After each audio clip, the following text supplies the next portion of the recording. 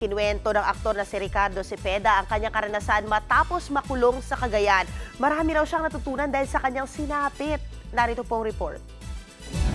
Hindi na napigilang maluha ng veteran actor na si Ricardo Cepeda nang humarap sa press ilang araw pagkalaya mula sa 11 buwang pagkakakulong sa Cagayan Provincial Jail.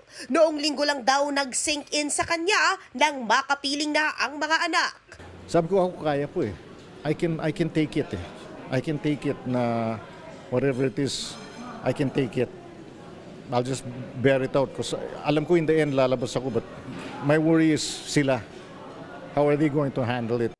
Inaresto siya dahil sa 43 counts of syndicated estafa at mga complaint ng bouncing check law at Republic Act 8799 laban sa isang investment company.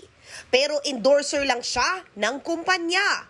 Mismong mga nagreklamo rin na nagsabing hindi nila nakausap o nakaharap ang aktor dahil sa mahinang ebidensya. Kaya pinayagan ng korte si Cepeda na magpiyansa. Aminado ang aktor, matindi ang trauma niya ngayon. Mabalik sa utak ko yung bigla akong na-arrest. So kasi yung biggest impact sa akin yung it's very easy for people to take your liberty away. May takot din na maaari din makuha sa uli. Habang nasa kulungan, humugot daw ng lakas sa loob si Ricardo mula sa kanyang partner na si Marina Benepayo. She's my hero.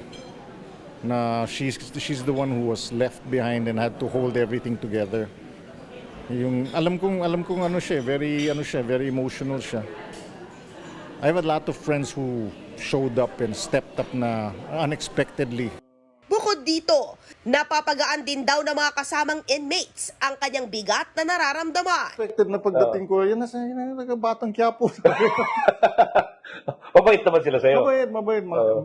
Buti na lang nasama ako sa serye na yun. Lahat sila nanonood kasi. Oh. So sabi nila, paano yung taping mo?